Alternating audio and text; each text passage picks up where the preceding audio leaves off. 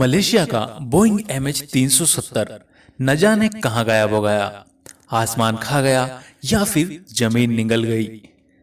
एक ऐसी विमान दुर्घटना जिसे दुर्घटना भी नहीं कह सकते, क्योंकि यह विमान 239 मुसाफिर को लेकर उड़ा था, लेकिन आज तक कहीं उतरा नहीं। न जाने कहाँ गायब हो गया। हवा में उड़ता हुआ एक बोइंग विमान आखिर कहाँ गया, या फिर कहें तो गायब हो गया। कई दिनों तक आर्मी वालों ने और अलग अलग तरह की सेनाओं ने इसको ढूंढा, लेकिन इसका कहीं पता नहीं चला। सैटेलाइट ने कुछ तस्वीरें देखी है और आशंका भी जाहिर हो सकती है कि कहीं विमान क्रैश तो नहीं हुआ, लेकिन कहीं भी उसका मलबा नहीं दिया। आसमान तक पूरी दुनिया की लोगों की नजर गड़ाए बैठे थे कि आखिर ये विमान इतने सारे पैसेंजरों को लेकर कहाँ चला गया। हवा में उड़ता हुआ एक बोइंग विमान आखिर गया तो गया कहाँ। कई दिनों बाद भी उस विमान की हवा तक ढंग से नहीं मिल पा रही। सैटेलाइट ने कुछ तस्वीरें दिखाई, आशंका भी जाहिर की। हो सकता है कि यह विमान जिसकी तलाश में समंदर से आसमान तक पूरी दुनिया के लोगों की नजरें गड़ाए हुई है, यह विमान आखिर गायब हुआ तो हुआ कहाँ। फ्लाइट नंबर MH370 में लापता होने का क्या राज है। दुनिया भर के लोग इस पर जो है पहेलियां बना रहे हैं और पहेलियां बुन रहे हैं। 26 मुल्कों की आर्मी सेनाएं जो है इस पहेली को बुझाने के लिए तलाश कर रही है। उस रहस्यमय विमान के तरीकों को लापता होने के एकदम करीब हो सकता है, यानी किसी एक पहेली में विमान से जुड़ा कोई सच शायद सामने आ जाए। एक उड़ता हुआ विमान दूसरे उड़ते हुए विमान की आड़ में भी छुप जाए, ऐसा भी हो सकता है। क्या ऐसा मुमकिन है? जी हाँ, ऐसा बिल्कुल मुमकिन है। एविएशन में ऐसा हो सकता है, लेकिन यही वो पहेली भी है कि जिसमें उन लोगों को उलझा दिया है कि फ्लाइट संख्या MH370 के लापता होने से दिन रात एक कर दिए थे, लेकिन फिर भी उसका कोई सुराग नहीं मिला। आशंका यही है कि मलेशिया का बोइंग विमान उस रोज कुछ इसी तरह से पूरी दुनिया की नजर से बचाकर गुप्त स्थान पर शायद ले जाया गया हो। इससे होता यह है कि हवा में उड़ता हुआ विमान उसी आकार और दिशा में उड़ते हुए दूसरे विमान की आड़ में आ जाता है, और उस सूरत में जमीन पर खड़े राडार या फिर सैटेलाइट दोनों ही विमानों के अंतर नहीं कर पाते हैं। नतीजा यह होता है कि उस तमाम रास्ते पर एक विमान राडार की नजर में रहता है, जबकि दूसरा नहीं रहता है। उड़ते हुए विमान को इस तरह से दूसरे विमान की आड़ में छुपाने में बड़ा हुनर और तजुर्बे की जरूरत होती है। उसके लिए कई प्रैक्टिस करनी पड़ती है, और कुछ लोगों का मानना है कि क्या विमान किसी एलियन की गिरफ्त में आ गया है। जितने मुंह उतनी बातें।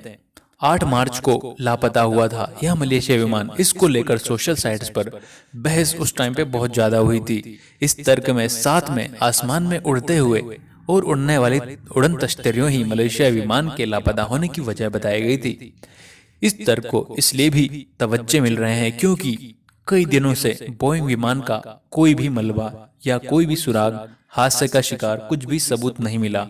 या फिर कुछ लोग कहते हैं कि क्या पायलट ने खुदकुशी कर ली थी। जी हाँ दोस्तों, इस शख्स पर तभी से दुनिया की नजर थी जब ये विमान लापता हुआ। आशंका इसलिए क्योंकि 53 साल का कैप्टन ज़ाहरी अहमद शाह 8 मार्च को फ्लाइट MH370 का मुख्य पायलट था, और ज़ाहरी अहमद जिस सियासी पार्टी का समर्थक था, अनवर इब्राहिम को सुडोमी के मामले में 7 मार्च को जो है वहां की गवर्नमेंट ने जेल यानी कि 5 साल की जेल की सजा सुना दी थी। जांच एजेंसियों के मुताबिक ज़ाहरी अहमद उस दिन कोर्ट की में भी मौजूद था, और अदालत के इस फैसले से ज़ाहरी बेहद ही दुखी था। माना जा रहा है कि अपने नेता की सजा से दुखी होकर ज़ाहरी ने ही विमान का संपर्क राडार से खत्म कर दिया और खुदकुशी कर ली। लेकिन अब सवाल ये उठता है कि खुदकुशी कर ली तो आखिर वह विमान का मलबा भी गया तो गया कहाँ है। अजीब से लोग होते हैं, कुछ लोग अजीब सोचते हैं। अजीब से लगने वाले इस आसमानी रहस्य को अगर कोई सुलझा सकता है तो वह है भगवान, या फिर अगर कोई सबूत मिल जाए तो। अब बात अभी खत्म नहीं होती है, क्योंकि फ्लाइट नंबर MH370 जिन हालात में लापता हुई है उसको लेकर बेमिसाल किस्से कहे जा रहे हैं। शक कभी आतंकवादी संगठन पर जाता है तो कभी पायलट को लेकर सवाल उठने लगते हैं। उस विमान की तलाश में मलेशिया से लेकर दक्षिण ऑस्ट्रेलिया तक करीब 70,68,000 वर्ग किलोमीटर का दायरा खंगाला जा रहा है, लेकिन लापता विमान की पहेली सुलझने के बजाय और उलझती ही जा रही है। कहते हैं यह विमान आसानी से किसी के हाथ आने वाला नहीं है। न जाने यह कहाँ गया, इसे आसमान खा गया या फिर जमीन निगल गई। कुछ लोग कहते हैं अधिक ऊंचाई से जहाज में तकनीक खराब भी आ जा सकती है। उड़ते वक्त बोइंग विमान जमीन से करीब 70,000 फीट से लेकर तो 40,000 फुट की ऊंचाई पर था। इससे ज्यादा ऊंचाई पर अगर यात्री ने ऑक्सीजन मास्क न पहना हो, कुछ ही सेकंड में बेहोश हो सकता है। आशंका यही थी कि कुछ देर ऊंची या ज्यादा उड़ान पर रहने के बाद जैसे ही पायलट विमान को सामान्य ऊंचाई पर लाया तो किसी तकनीकी खराबी से एसीडी ने रडार और विमान का संपर्क टूट गया। फिर कोई कहते हैं कि क्या विमान पर पायरेसी का शिकार हुआ? जी हाँ, हो सकता है। फ्लाइट नंबर MH370 ने रात 12:41 पर कुआलालंपुर से उड़ान भरी थी। कुआलालंपुर से उड़ान भरी थी और कुछ 49 मिनट बाद विमान का ट्रांसपॉन्डर ऑफ हो गया था। डिविजनल ट्रांसपॉन्डर के जरिए विमान और उसके रूट में जमीन का कंट्रोल करती है। जिस किसी ने भी विमान का ट्रांसपॉन्डर बंद किया वो जानता था कि ट्रांसपॉन्डर के बंद होते ही विमान का राडार नजरों से ओझल हो जाएगा। एविएशन रेडियो टेक्नोलॉजी से इसे पायरेसी या फिर पायरेसी भी कहा जाता है।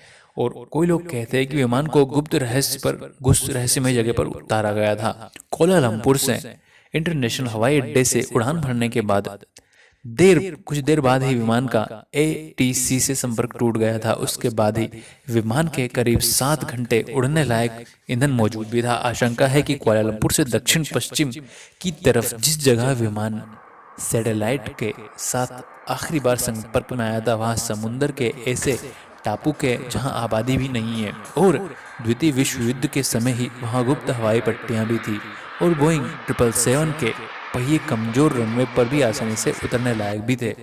मुमकिन है कि विमान को रडार की नज़र से बचाकर कुछ ऐसे ही गुप्त स्थान पर ले जाया गया हो। उसके बाद कुछ आपराधिक साजिश का शिकार भी हो सकता है। कुआलालंपुर इंटरनेशनल एयरपोर्ट से उड़ान भरने के बाद कुछ ही घंटे बाद ही इसे विमान का संपर्क एसीटी से टूट गया था। जांचकर्ता कई बार कह चुके विमान का संपर्क खुद नहीं टूटा बल्कि उसे तोड़ा गया था। तो क्या विमान किसी आपराधिक साजिश से शिकार था? क्या विमान के मुसाफिर में कोई ऐसा भी था जिसने विमान पर कब्जा कर लिया है और उसे गुप्त स्थान पर ले जाया गया हो? या फिर विमान का अपहरण भी हो सकता है। बहुत सारे लोग अपने अपने तर्क देते हैं, लेकिन किसी पर भी जो है उसके काबिलियत के भरोसे पर इल्जाम लगाना सही नहीं है। तो मित्रों, बस यही है उस लापता विमान की कहानी जो आज तक कोई नहीं सुलझा पाया है। यह एक मिस्ट्री बन गई है। टॉप 10 मिस्ट्रीज में इसका भी नाम आता है। वीडियो अच्छा लगा तो चैनल को सब्सक्राइब करके अपना बना लीजिए।